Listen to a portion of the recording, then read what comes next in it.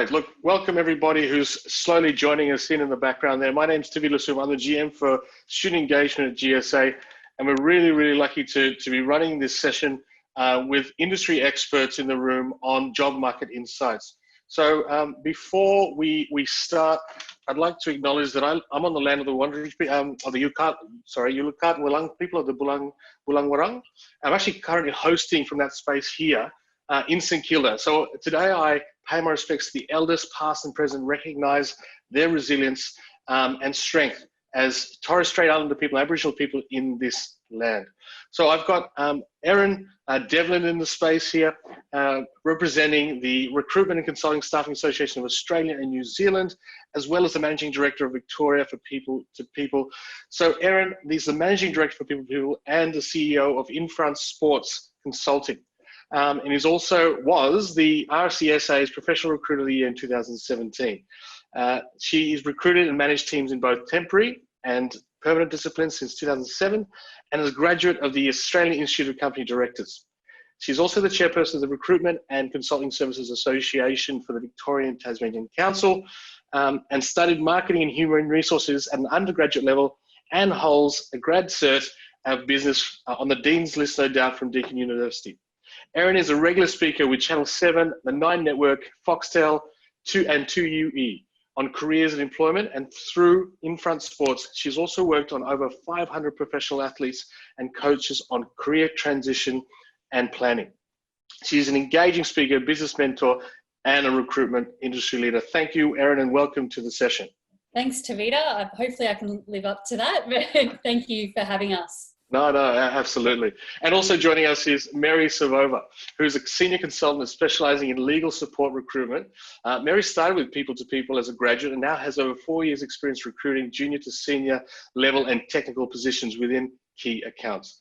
Mary is awarded the RCSA's Rising Star Award this year for her contributions to recruitment and the staffing industry. Welcome, Mary. Really pleased to have you. Thank you. Yeah, great. So people in the room, while I have these two amazing industry experts here, we thought it was a great opportunity for GSA to shine a light on what the current job market's doing, and who better to talk to it than people who are involved in the day-to-day ins and outs of the job market. And so I might throw it out to Erin just to start us off. And yeah, Erin, so talk to us a bit about your role and what you're understanding at the moment in terms of what the market's doing. Yeah, absolutely. Tavita, what a roller coaster we've all had over the last few months. So I think we just need to firstly acknowledge that it's been a little bit of a challenging time for a few people. But like I said to you before, there's definitely some really nice green shoots happening, and some glimmers of hope, and some good news story in the market as well. So just wanted to reiterate what's been said on the chat. We're more than happy to take any questions, and would love to make it a very interactive session. Just quickly, I guess, to fill you in, so People to People is a specialist recruitment agency with over 70 consultants and offices across Australia and New Zealand. So really happy to talk to any of the trends that are happening in the marketplace across various different specializations. And of course, RCSA represents the recruitment industry wholly across Australia and New Zealand as the industry body. So certainly happy to share insights from my industry colleagues from other recruitment agencies as well, and our client bases. I guess to touch on the market itself, we did see obviously a huge change with the economic situation. So I won't dwell too long on the negatives, but obviously first recession in 30 years, and the unemployment rate going from 4.8, I think we were talking about at the start of last year, to 7.1, and certainly a change in hours or people leaving the workforce for over 2.3 million people. So it has been a bit of a shake-up. There's no denying that. But I wanted to maybe focus on some of the sectors that are less impacted by the current situation.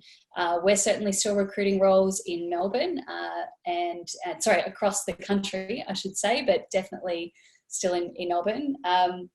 Probably the strongest sectors at the moment, community services and development, Farming, interestingly, mining and resources and energy is still strong. Government and defence, and obviously healthcare and medical, and trades and services. So with people at home, there's more activity going on with renovations and various things. And even just anecdotally in Victoria, I know we've actually had quite a number of positions in the likes of solar and things like online financial trading, because people are at home and they're doing the things that they've always thought they might do, but having a bit of a go now. And then into some areas that we might least expect, like real estate and property, but more so those first few that I've mentioned to you are least impacted at the moment. Yeah, it's extremely interesting. I mean, with any change, you see ups and downs of different industries. I think what's interesting also is that I think it's not the industry. I think, okay, so let me start again. So when we're job searching, a lot of us look for the industries that are familiar with us based on what we've done or been involved with. But I think sometimes we forget there's some transferable skills between what you've studied, or the types of study, or the mode of study can be transferred to a different industry. And I think that's one of the things I wanted to sort of reach out to you and say, look, is it true? And if so, should we just change our thinking completely? Or, do we stay in our bubble, or what should we do? Yeah, 100%. I'm going to throw it to Mary in a second. But what I would say, Tavita, is that, one of the things that we look at when we're recruiting for positions is just the actual act itself of studying a degree, having that level of commitment, having that requirement to meet deadlines, to multitask, to work in group projects, to write, to organize yourself. That counts for a lot. And we really do take that into consideration where appropriate for the role. So firstly, their skills in themselves, it doesn't necessarily matter at that point, the specialization. Obviously, the specialization is going to be required in certain industries, and you need to have certain qualifications for certain jobs that you're doing. But even just the act of the degree itself, there's so many skills that you're bringing to the table that are incredibly valuable. One of the things that I've done, as you mentioned there, Tavita, is work with hundreds of professional athletes and coaches. Some of those have never done anything but play football and coach, and come to us and they say, I've done nothing else. I don't have any skills. Yes, you do. Tons of skills. And so we've been able to help those people, map their skills from a sport environment and what is relevant to perhaps a corporate environment. And there is a lot of crossover, and that gives a lot of hope, I think, to people that may have studied a particular area but might be applying in a different area, and finding ways to draw links with their skills to the job requirements and really effectively communicate why they're a good fit, or why they should be given an opportunity to be trained up in that area as well. So Mary, what are your thoughts on that, if I throw to you? Yeah, so I think I can probably talk from my own experience with this. I studied HR in uni, and it's a very broad industry, and as a graduate, it can be quite overwhelming on where to start with your job search. But the number one thing for me was definitely looking at what skills I possessed from my past experience, whether it is hospitality experience that you have, or you do have some field experience of the industry that you're studying. Definitely look at that and see how you can apply it to the jobs that you're looking for, and don't just look specifically within that industry. So have a look at in-house positions, for instance. An example could be within this space of marketing, for instance. A lot of people just assume if they study marketing or PR, that is, you work with an agency, so a marketing agency. Whereas there's a lot of professional services businesses, for instance, that have in-house marketing teams, as do most other organisations. So be a little bit creative and have a look at what roles you can do in-house as well as part of a larger organisation. So whether that's law or accounting or, whatever it may be, there's always going to be in-house roles as well, rather than industry. So that's always something that you can look at. But yeah, definitely don't put yourself down as well if you don't think you've got any relevant experience, because chances are you do.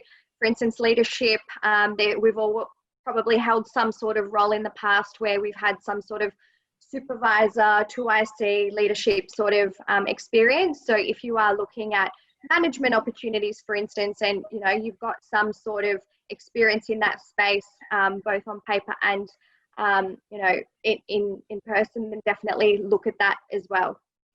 Yeah, I think that's fantastic advice there. I was actually just thinking while you were talking, and then thinking like even government. I mean, so there's so many different layers to government, because I suspect a lot of our students are from so many different varied faculties or schools. I mean, you don't really have to just say you were doing accounting. I mean, why not look at an at an engineering firm, because they probably need someone in house, or even in government. There's so many positions that they need to fill because it's such a huge width of expertise they need. So I think that's a really great message to put out to the students. Is like, just because there's nothing going on in the industry that you were destined to go to when you first started your studies, doesn't mean there isn't work that you can do and still fulfill the expertise that you've gained during your studies. And I think that's a really big insight for me, even just talking to you guys. But absolutely, I mean, there are other options. So okay, great. And even with, for instance, so I recruit within the legal industry, for instance, but more so on the support side of things. But I work with a lot of, Juris Doctor students and law graduates that have some administrative experience, and then I'm able to place in legal support roles within the legal industry.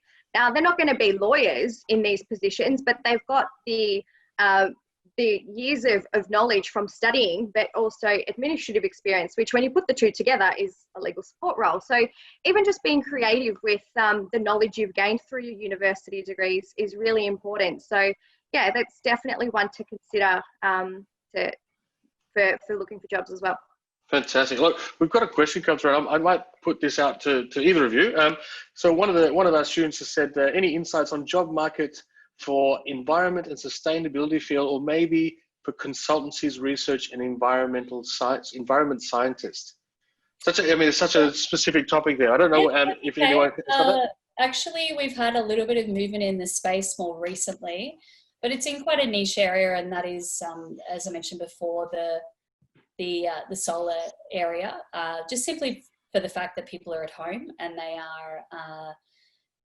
having that appointment they haven't had for a long time. Gee, maybe I should look at my energy bill and consider solar. So we've actually had a bit of movement in that space. As far as consultancy work goes, there is a reduction in consultancy, engagement. We have seen that through redundancies, unfortunately, with some of the major consulting firms out there, big mass redundancies. And that's simply due to budget and businesses looking to reduce costs there a little bit. But definitely some really interesting work in the renewable energy space. It's 100% a growing industry, and it's going to buck any economic trends because it's so important to so many people out there in the community. Yeah, and to add to that as well, something that we've seen over the course of the last 12 months with data from SEEK, for instance, is that energy, resources, environment type jobs, as well as farming, like Erin mentioned, and conservation, has actually seen the least decrease in job vacancies from this time last year. So they've definitely continued to stay strong in terms of job vacancies. We've seen other industries that have seen a 60-70% hit, whereas these industries have seen about 10% in terms of jobs available. So that's definitely a good sign. And I think with naturally, you turn on the news, there's lots of information available and lots of new projects coming out to do with energy, and lots of government funding in that space. So it's definitely a booming industry. Yeah, fantastic. So we've got some more coming through. So for everyone out there, we're going to try and get through them as best we can. And if we don't get around to them, we will ask the guys to send us some information later on. So just in case we're out of time, because I know I want to leave some time towards the end about job search strategy and some virtual interview tips that the guys have got for us. So one of the questions is, I wanted to ask, what should the strategy be for a new graduate? Should we stay low for a few months so that we can so as to not to burn out when the job market opens, versus keep trying if we keep getting rejections? Yeah, it's really hard.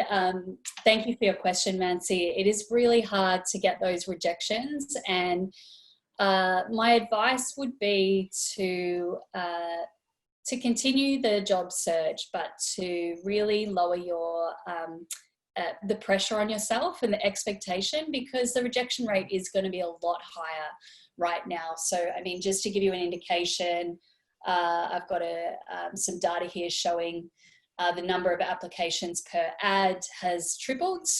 That's anecdotally for us, we've definitely felt that, but that's actual data from Seek, from their website, saying that the application rate has tripled in that period to 2020. So you are going to get more rejections. The way that I would recommend running your job search, just at a practical level, is actually to keep it very simple, but to keep it methodical and organized. Depends how organized you want to be about it. But I would, at a practical level, actually set up a spreadsheet of all of the opportunities you're interested in, and make sure you gather the links and contact details. Make your application as early in the process as possible when the job is advertised. If you can, not every HR manager is going to love me saying this, but I would recommend to do a follow-up call, being very respectful of the person's time, just to highlight your background and to make sure that your CV gets noticed. And that way just methodically track it. But I would emphasize it's incredibly important to apply early in the piece when a job is advertised. Even if it says the closing date is 3 weeks away, I guarantee you they'll start interviewing candidates in 95% of cases early in the piece. And from our perspective, we know that when a job comes on, we've often filled it within the week or the day sometimes. So to look daily is important. Having said that, mental health is also very important. So if you're feeling burnt out, if you're feeling like I can't take it this week, it's fine to have a break and have a rest and come back when you're feeling ready again. Yeah, and to add to that as well, some trends that we're seeing in the market is that a lot of people are laying low, particularly with all the government benefits that people are able to get at the moment. So you'll probably be ahead of the curve a little bit if you are a bit more proactive about your job search at the moment. And there's still a lot of businesses that are doing graduate and internship type positions at the moment. So definitely keep applying for those. A lot of businesses are able to accommodate to those things to be virtual at the moment. So definitely, if you can, it will benefit you in the long run for sure. We have our virtual intern, Savita, starting next week, and oh, fantastic! The last person that we had has gone on to be really successful. So those opportunities are great as well. Those short opportunities. Yeah, fantastic. And we're doing something similar at GSA. We've got volunteer programs, all virtual, and so they get to shadow us at work and just help us do some tasks that would potentially help them put translate skills onto a CV into an interview. So that's fantastic to know that's still going. So there's some hope there. We've got another question here. What about the job market for public health or health economics? Yeah, good question. It's definitely one of the sectors that hasn't been hit as much as other sectors, still has been hit. I think early on what we saw was with the pause of elective surgeries, we actually saw a flow-on effect to our clients within medical devices and other businesses like that, where we initially thought that all of health, would require some support. Actually, until those elective surgeries came back on and business resumed a bit more as usual in the health sector, there were a lot of businesses impacted by that. But now that it's resumed, that's a positive. There is quite a lot of turbulence in terms of that sector at the moment. So I know that the RCSA is doing an amazing job right now working with aged care facilities and or governing bodies and groups to make sure that those aged care facilities are staffed effectively, working in partnership with all of the recruitment agencies that are qualified and compliant with labour hire licensing and so forth. In terms of health economics, definitely finance has been an area of demand, along with, like I say, all areas have been impacted, but finance has definitely been an area of demand in certain places, along with customer service, IT, and a little bit HR. And that's from data that we conducted with over 160,000 employees and employers recently through people to people. But typically what we're seeing there is more roles around credit control, payroll, and also data analytics are the three areas that are being driven the most. Fantastic, thank you for that. We've got another one here, and it might be a couple of questions that I can sort of merge into this if I can. So can you kindly suggest how international students can pitch themselves in any field considering the environment we're in? And also, what can we bring to the table to be considered for a role at this point? And I think that sort of links into another question that's been put there about how do I translate work experience from overseas to suit the Australian demographic? So if we merge those two, it'd probably be really helpful. Thank you. Mary, would you like to take this one? Yeah, definitely. So like I mentioned before, I do a lot of temp and contract recruitment, and I'd say about 80% of my workforce are actually here on some type of visa, whether it's a student visa or a working holiday visa, which means a lot of them do have overseas experience. There's particular industries that you will just be the preferred candidate. Overseas students and general candidates do have a wealth of experience in particular niche industries.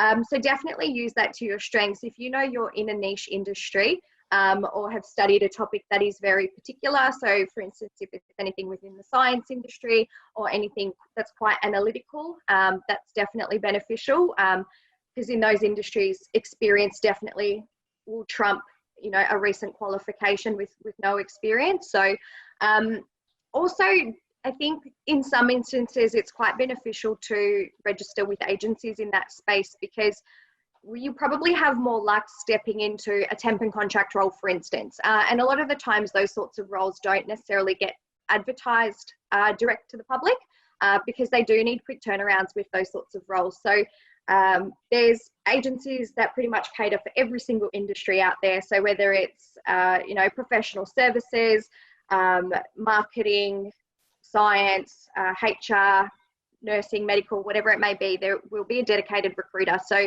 if you know you've got a particular skill set and accompanied with a current qualification, then definitely reach out. But also there's a lot of people that are taking on volunteers. So even if you don't have experience, no matter what your background is, if you are willing to work, there will be industries that are willing to give you a chance. So it might not always be paid work, but at least it gets you your foot in the door within the industry of choice and gets you some experience under your belt as well. So just to add to that, Tavita, and obviously the volunteer work would have to be through an accredited university program. Yeah. Not you couldn't do it outside of that forum, obviously. But what I would do if you're in you've studied a particular area, the labour market is like any, I guess,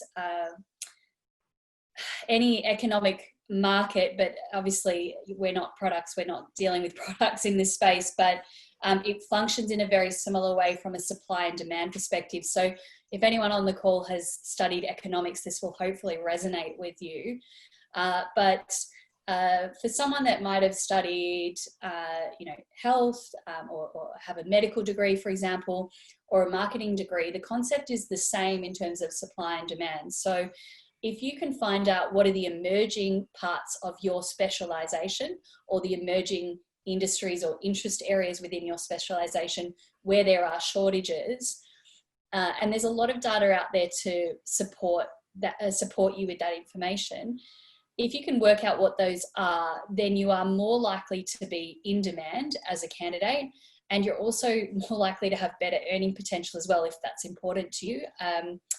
There are obviously a lot of other factors that you might look at, but the supply and demand very much works like that. So there are parts of marketing, for example, 5-6 years ago, UX design was, might even be longer than that, maybe 7 or 8 years ago, UX design was virtually unheard of. And everyone was looking around saying, what is UX design?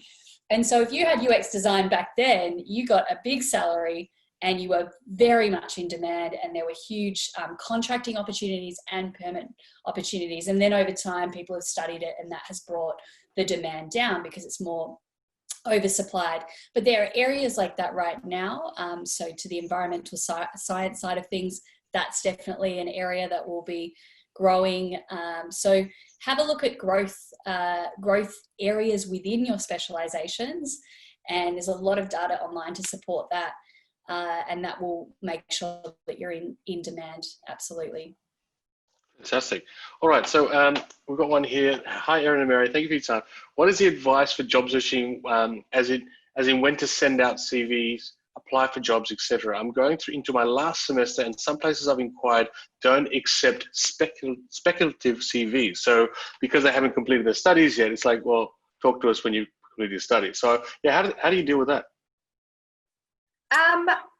I'd say the number one thing is make yourself present in the industry, and the best way to do that is on LinkedIn. I think a lot of industry leaders are on LinkedIn, and it's a great way to get your name and presence out there. Also a lot of organizations have an alerts page on their careers website, or you can just submit your speculative CV on there. So definitely have a look at the business websites instead of just looking at Seek and Indeed, because a lot of times if you apply for a current job ad and your experience isn't quite right for that, they'll probably just ignore it. Whereas if you go onto their business website and they've got a dedicated section for speculative CVs, then you can definitely do that. But yeah, I'd go back to my first point, definitely no harm in connecting with people on LinkedIn. Build yourself a network of individuals that you want to be associated with. Don't go adding every man and his dog just because they came up as a recommendation. Try to keep it quite specific to your industry. That way you'll build credibility over time as well, particularly say if you've got 6 months to a year left of your studies, you'll build a lot of credibility over that time, sharing industry knowledge and interacting with people from industry as well. Yeah, fantastic. I think that's partly into the next question we have. This student is studying information systems and wants to pursue data analytics as a career, and they're doing some studies outside of university courses to relate to data analytics. But whenever they're applying for a role, they get rejected because they don't have the relevant experience. I think so. Saying that we don't need experience is one thing, but then they're not accepting us because we don't have it. I think there's an internal conflict there, and I guess it varies from organisation to organisation, really. What are your thoughts, Erin, maybe? Yeah, it's really tough, Tavita, because even I had a position the other day where initially the brief was, you don't need to have energy sector experience, but then we had multiple candidates that had it, that gave them an edge. And so even though initially you say you don't need the experience, if you end up getting people with experience that aligns even more closely, it can give them a little bit of an edge. As far as your direction, Mohit, awesome, because data analytics is going to be a huge growing area, and we already have demand in that space, and it is undersupplied. So the roles will be in demand basically, and more. In terms of getting your foot in the door, and I think this addresses another question a little bit later as well, about improving the chances of getting an interview. I would recommend, like I say, trying to follow your job applications up methodically by running it almost like you've got a follow-up sheet, so you know what you've applied for and when, so you can do that follow-up call maybe at the 3 or 4 day mark just to make sure your CV gets seen. Also, to the question about, there's a question there. I hope you don't mind, Savita, jumping. Oh, carry on. But that the ATS or the applicant tracking system can reject 80% of cover letters. That is true. Some of the systems are not amazing. Ours lets quite a lot through, which is great.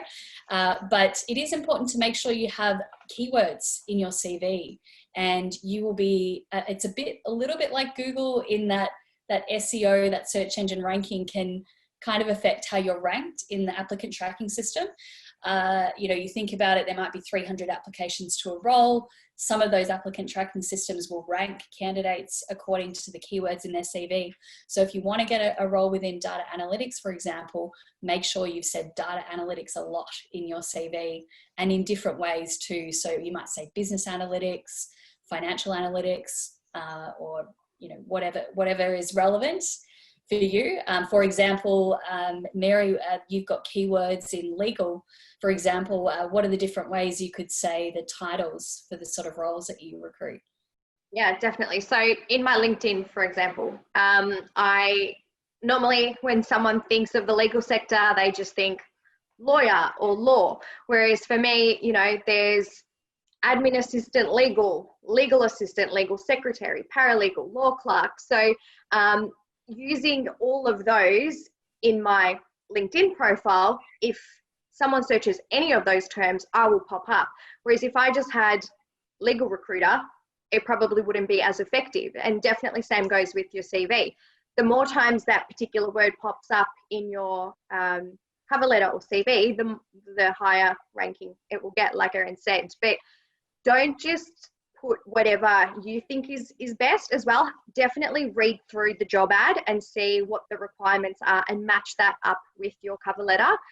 So if they've used quite a technical term in there for what they're calling that position title, use that same term in your cover letter so it matches up, because a lot of application management systems will have like buckets of keywords that they're filtering by. So you want to make sure that they're aligned. But yeah, definitely helps. I think, Savita, in a perfect world, you would hope that every person that's managing a job would look at every resume that people have submitted. You would hope in a perfect world. Yeah. And that's actually, that should be best practice. But in reality, if you're overwhelmed with applications, there will be companies out there where, the HR manager may not get time to get through everything. So they're just some good tips around that actual keywords inclusion in your CV. And also just, if you've studied in marketing, for example, which I mentioned before, design is important, but you may wish to submit a CV that is just words only as well, and doesn't have too many design elements to it, because they can get a little bit stuck in some of the ATS systems as well. Yeah, okay. So we might move into another question here, and it's a question just to ask, what are the best sites, to be looking for opportunities? Any favorites that you guys recommend, or is that a no-no to have favorites? We've got Seek, LinkedIn, Facebook jobs, which I did not know exist, but I don't know what your thoughts are. Yeah, look, I think we know Seek's probably the dominant player in the space, but like Mary said, it is really worth registering with a recruitment agency within your specialisation, because particularly temp and contract work, which is going to be on the increase over the next few months, is not always advertised, because the turnaround time can be within the day. So for us, we have thousands of on-hire workers that we have working now and that we place regularly. And we always go to our registered active candidates first, people that we've met with, registered, interviewed, qualified, and so forth. So it is good to reach out to a specialist recruitment agency to make sure that you're registered. Also with temp and contract work, the reason it's going to be on the increase is because that's what we've seen after any economic downturn. Temp always recovers first, and that is because companies don't always want to commit to that permanent role yet. They need to manage the workflow they have. So they're happy to put on a temp or contract role, but not permanent yet. So it's a fantastic way to get your foot in the door, to get some of that experience, and to get a look in on roles that if you applied permanently, maybe you wouldn't have had the same opportunity as you would get on that temp and contract side as well. Yeah, interesting. Thank you. The other thing, sorry, Davina. The other thing I just wanted to add to that as well is a lot of these platforms can actually do the hard work for you. So Facebook, actually, don't quote me on Facebook, but LinkedIn, Seek, and Indeed all have job alerts. So definitely use that to your advantage, where you can set up that you get weekly updates of new jobs that have been posted. So that'll come straight into your mailbox, and then from there you can apply to the job. So it saves you a lot of time scrolling through Seek and Indeed, all that sort of thing. So this way, anytime something matches your criteria of jobs that you're looking for, you'll get notified and can apply from there. So definitely a little time-saving tip. I should say as well, Tavita, that specialist recruitment agencies have that too. We have a job alert function on the people-to-people website. And like we say, we don't always go to those major platforms to advertise because the turnaround time is too fast. So it's not worth it's just too quick. We need to fill it quickly, but we do often put it through our own website platform. So if you're registered on our website, you'll get those specialist jobs, and same with other agencies as well. Yeah, I think there's a point there, because once upon a time I went through an agent, and I think it's nice to have, you get the interview automatically, so you try and build a relationship with your agent or agency, and then therefore they can speak on your behalf. So the foot's almost in the door, because when employers reach out to you guys, you're like, actually, I met so-and-so, yeah, they're really nice, they do their job, the CV's correct, yeah, they would be perfect for your organization. Whereas if we're going through some job sites, we're literally a group of words on a document, and it's hard to have that connection. So I think there's definitely a place for that, because I think if you're building that relationship, it sort of puts you in a better position. So anyway, that's my experience. I don't know. No, definitely. Yeah, that's definitely right. And I think, CVs get lost. There's that many, they all look the same, and it's hard to differentiate who's better than the last. And when you've got someone representing you, just like anything, when you've got an agent that's representing you, it's so much easier to get your foot in the door, because a verbal, recommendation is always going to be that one step above sending a CV through. So. Yeah, fantastic. Look, we've got a question here, and we've had similar questions in the past. It's to do with, how much of a factor is your current residency status? And I think, Mary, you talked briefly about, because, I'm if someone's on a post-study visa or a temporary visa, does that put them at the bottom of the pile, or what does it look like? And especially for this student, especially for the med tech industry. Interesting, cool. Definitely depends on industry. If it's and I'd say I'm not an expert in medtech, so I can't give too many examples, but it does seem like it is quite specialized. So you probably will see some industries do a lot of project work. So in instances like that, people on visas are probably more attractive because they're not looking for anything long term.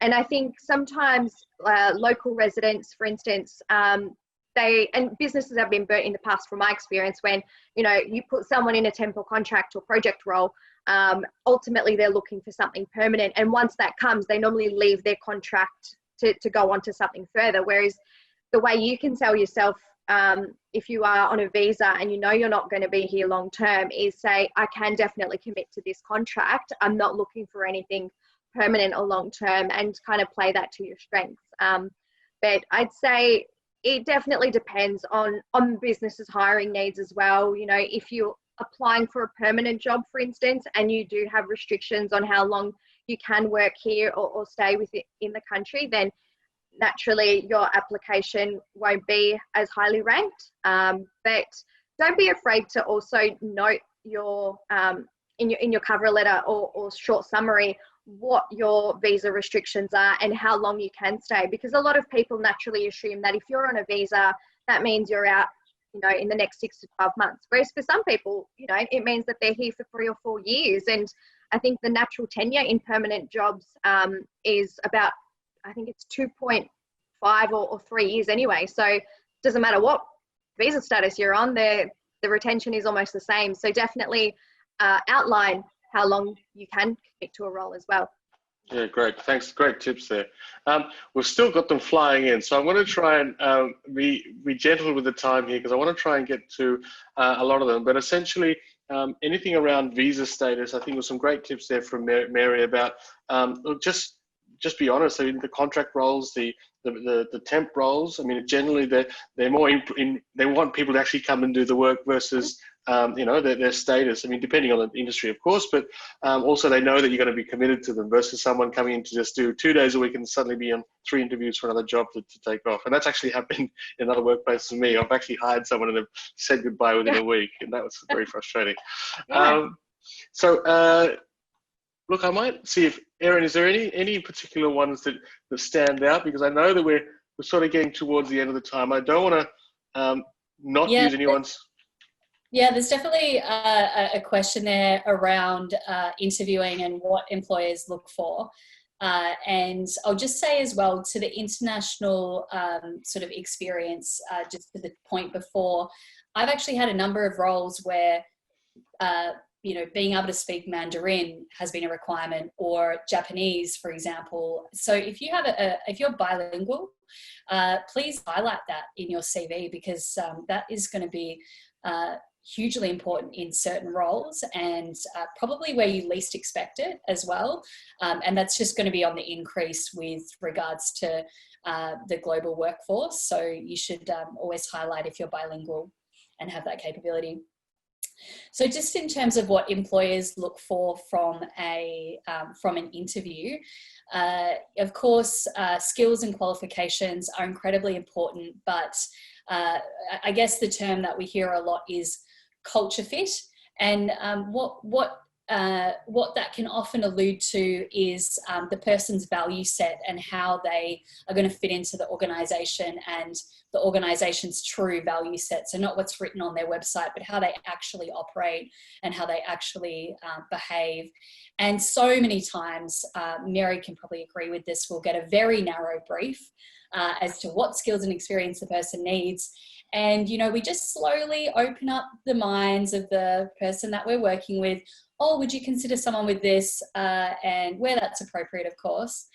And so we often find that an employer that was incredibly specific with their thinking suddenly widens up the criteria and really starts to consider candidates from different backgrounds. Now, that's very different. If you're a qualified doctor, that's going to be obviously a requirement. But I mean, there's a lot of industries where, an employer might say you must have this and you must have that, when in actual fact, you just actually need to have the skills, experience, and the skills and attitude to do the job in a lot of cases. So what do they look for there? In terms of on paper, what I would typically look for and what a lot of my clients would look for is a past track record of achievement and going above and beyond. So most of you will be in this category where you've worked hard at something, you've been loyal or committed, and you've achieved results because of that. So it might be something as simple as you have achieved a particular grade level within university or within a particular subject, or you might have taken on a student representative role, or maybe you've led a project group, or outside of work, it might be things like you've been the captain of your football club, or you've volunteered for a local community charity and done certain things for that charity. So they're the things that I look for, is people that go above and beyond, people that really put extra effort into their work, because they will typically be able to translate that that work ethic, that proactive attitude to other areas as well. Yeah, fantastic. I think, I guess putting that across in an interview is sometimes hard as well. I think, especially now with virtual, there's a lot of these non-verbals. I guess it's non-verbals, isn't it? So where it's hard to sort of gain a little bit of the insights into someone through a flat screen. And it's funny how we almost miss that. It's like, I think not so long ago I was complaining that, oh God, I got another interview, another face. Oh God. But now I'm just like, God, I miss the curves of people's heads. Yeah, Yeah. that's right. That's right. And we've just done a blog on that actually. Tavita, Jess in our team has written a blog on video interviewing because we believe that video interviewing is going to be much more prevalent moving forward. Fantastic. COVID or no COVID, it's going to be a trend that we see a lot more video interviewing happening. And I think it's really important as well just to be very real. You want to be professional and you don't want to overshare, but you do want to be able to build rapport with people, and they want to see that they're going to enjoy working with you in the environment, and that's much more important than people might think. Yeah, absolutely. I might later on we'll probably share the link to the blog for that information, because I think that'll be extremely valuable to the students that are on the call today. So yeah, thank you. Look, we've got a couple of questions that are industry specific. I'm just trying to work out if we can sort of gather a few together here. I mean, there's a conversation here. There was a question there about, yes, we need to get the experience, and maybe volunteering or interning is great, but all those positions are not necessarily on the normal sites that we go to. So are there any tips in that instance? Yeah, I mean, we advertise our internship opportunities via university portals. So definitely check your university portals as well for those. And I think, Tavita, there was a question there about the recruitment in the finance industry. So yes. Would you like me to speak to that? Yeah, carry on. So like I say, in the finance industry at the moment, we're seeing demand in payroll and credit control and data analytics predominantly. So if you can increase your exposure to that, even highlight projects that you've done at university around those particular areas, then that's will be a big advantage for you. Fantastic. Now I'm just trying to think. We talked about volunteering, so we had a question here again about what employers are looking for graduates. The first process to check students' academic background or work volunteers. I mean, where do they normally go to first? Is it definitely the quals or the experience? I think, Mary, do you want to answer this one? Yeah, I'd say if you're a graduate, they're probably you're going to be applying for graduate roles. So I think the first port of call will be to look at your qualifications, particularly if you're working in the industry where the qualification is important. But keep in mind, everyone else that's applying for that role will probably also have that same qualification. So definitely emphasize your experience, and qualifications don't take up much space on your CV. It's normally a paragraph or two, you list what you've studied, where you studied, and the year sort of thing. Some people really go quite in depth with what they've studied. So I've seen CVs, particularly with law, they'll then, describe every single subject that they did. And, sometimes that's not too relevant, particularly if you're applying for a generalist role. If you want to highlight what particular areas are of interest or what you have studied, you can do that in your cover letter, but probably not too important to put it in the education section in your CV. But yeah, I think it's a tough one. Depends on the role. But either way, both are equally important, I think, in my opinion, particularly for graduate roles. They're going to look for both. Yeah, okay, great, thank you. And I'm trying to speed us through these as much as I can, but so we started a Master of Environmental Engineering, and when looking for jobs, results from environmental or sustainability show cleaning and hospitality jobs. How do I, how can you suggest to improve this sort of keyword searching? I'll try and knock off a few for you, Tavita, in a row. So one is with the environmental keyword search, it is a tricky one. So you might want to try words like renewable energy or solar, but I'd also recommend trying to network directly with some of those businesses or see if there's any specialist recruitment agencies. We've been certainly doing a fair bit in that space as well. In terms of growth in marketing, so definitely on the technology side, we're going to see more growth within the digital space, and with regards to data usage and analytics. So a key skill across both marketing. So Nancy's asked about the growth in marketing. A key skill is your ability to interpret data and present that in a language that your audience can understand, which is something I'm sure you've done a lot in your degrees. And that's also the same within finance. So I did a presentation to the CPA Congress late last year, and one of the most in-demand skill areas within finance was that ability to interpret data and present it back in a useful language. So whether you're in a data analytics or business analytics position or not, even if you're in a bookkeeper role or a APAR, financial accountant, it doesn't really matter, because that data analytics is important for any role within that space. In terms of what can make you stand out over other candidates is a question there, particularly if they're applying at those entry-level roles. It may sound very basic, and apologies if yours is absolutely perfect.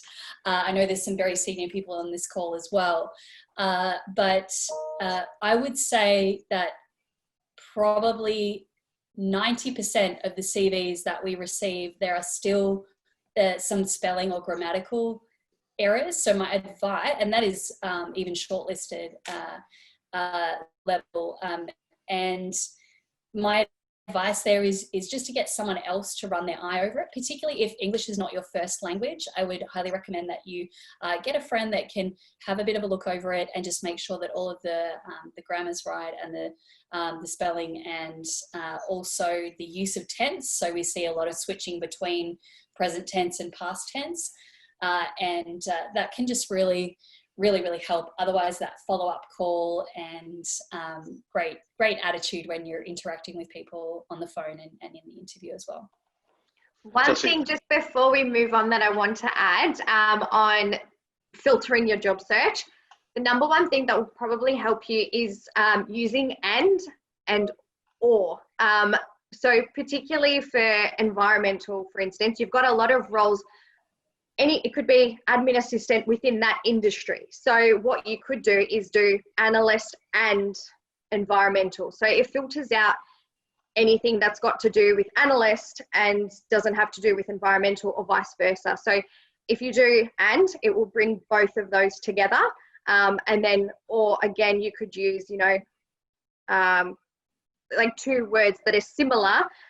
You can do admin or administration and legal, for instance. So it can filter your search a little bit better. So that's it's basically Boolean search. Yeah. So whatever you do to search your academic databases, that's exactly how we would recommend searching job sites, as well as think of recruitment agencies and employers searching for CVs that way as well. So just Boolean searching principles, if you want to Google that, we might be able to find you a link for it.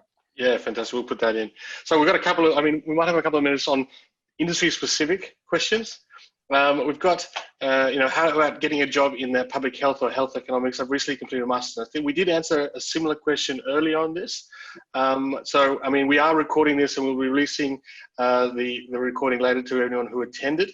So if you wanted to quickly answer, but I think they've got another one here about, do you think recruiters would increase after a pandemic? I mean, that's an interesting question. Recruitment, absolutely. So that's the good news. I can definitely share with you that for many recruitment agencies and for many employers, the bottom of the market, we hope was May, but we saw, just to give you some data around that, we, as a recruitment agency and most of our peers in the industry, saw a big drop off with regards to our permanent vacancies as soon as COVID hit. So Friday, 2 days later, Friday the 13th was kind of when all of that happened.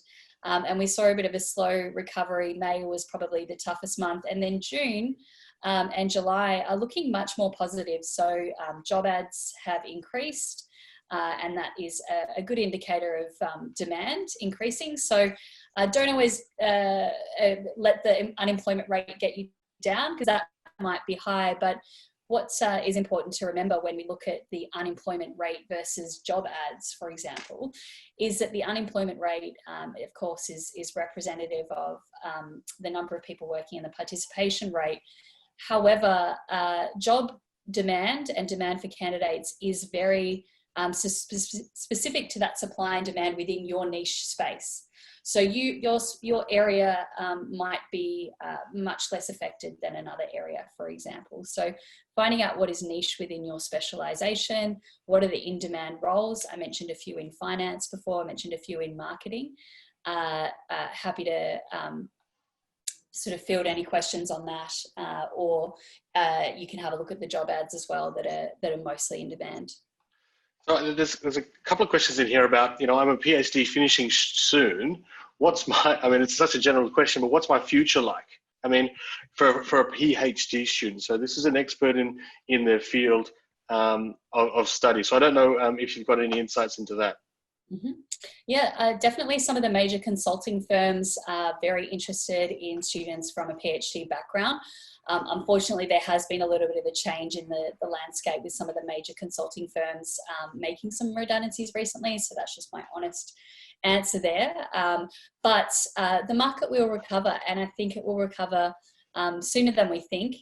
So my advice is to get networking now to make sure that you're starting to get your name out there. A good way to do that is to become a thought leader in your PhD subject area. So if it's something that you can do some blogging on, or start to publish some articles on your LinkedIn or professional social media pages, you can really start to engage with some professionals in that space, build a name for yourself. I know that, a lot of the, even just some of the media work that I've done and our group CEO has done has been picked up from our thought leadership communications just on Twitter. So, if you're a PhD student, you've got a subject area that you're really specialized in, that's amazing. And you should, you've got that opportunity to share your knowledge on social media, do it in a professional way, and that can create some job opportunities for you as well. Fantastic. So we've got, I think, 30 seconds. So wow, guys, I'm going to say thank you so much for your time today. There's still a lot of questions that are out there. I'm going to ask Andrew in the background to sort of get those questions answered as best we can from the information we've already talked about, because some of the questions were a little bit repetitive, but that's okay. It's such a long and detailed session with so much information and support here from Erin and Mary, so I really appreciate it. Look, Mary, there's obviously never enough time to go through everybody's questions, and because of the richness of the information that you hold and the access to the network, I think that's why our callers have really taken the chance to ask all those questions. So firstly, thank you so much for your time today. We really appreciate both of you. It's an incredible asset to GSA and our postgraduate students to get a sort of a pulse check on what is happening there, because it is sometimes hard. Being a student, we tend to be, or in a university environment, we tend to be sort of a little bit sheltered in what's going on in the next step for all of us transitioning to work. So, obviously GSA is one of GSA's strategic themes is to provide this access to our students to be able to understand what is going on from the industry leaders. So I'm going to call it, but I will definitely make sure there's a follow-up on those questions that are asked. So thank you to everyone that was on the call, and especially to Erin and Mary. We really appreciate your time. And if there's any last comments you'd like to make to the people that are still on the call? It's a pleasure. Thank you, Tavita. More than happy to help. I know the RCSA is really doing some amazing work at the moment, trying to support people that are searching for work, and hopefully this has been very helpful from that perspective today. But if we can gather those questions between Mary and I, we're more than happy to help answer them and do the best we can to support you. Fantastic. And anything from you, Mary? No, I just wanted to say thank you. Yeah, definitely great to see so many people interested in, what's next. And being a graduate myself once upon a time, you definitely are sheltered. You have no idea sometimes what's out there. And if I could have sessions like this back when I was in uni, I know it would have been very helpful. So hopefully everyone enjoyed it. And I just want to say, feel free to, connect with us on LinkedIn. We share a lot of market insights on our platform. So anytime you have questions as well, feel free to reach out through that as well. We can help where we can. Incredible. And look, Thanks once again, and everyone who's still on the call now. Look, we are still running our webinar series Tuesday to Thursday, 3 p.m. for the coming weeks. So please look out on our Facebook page and our website for all the topics coming up. We are committed to providing access to topics around transitioning into the workforce, academic excellence, and supporting healthy and engaged communities while you're studying. So it is a different environment we're in, but we're trying to make sure that you have all the access that you can to provide better support for when you want to take that next step, whether it to be studying again or jumping into industry. So on behalf of GSA and Andrew, our tech person in the background from student engagement, and all the team at GSA, thanks very much for your time and good afternoon.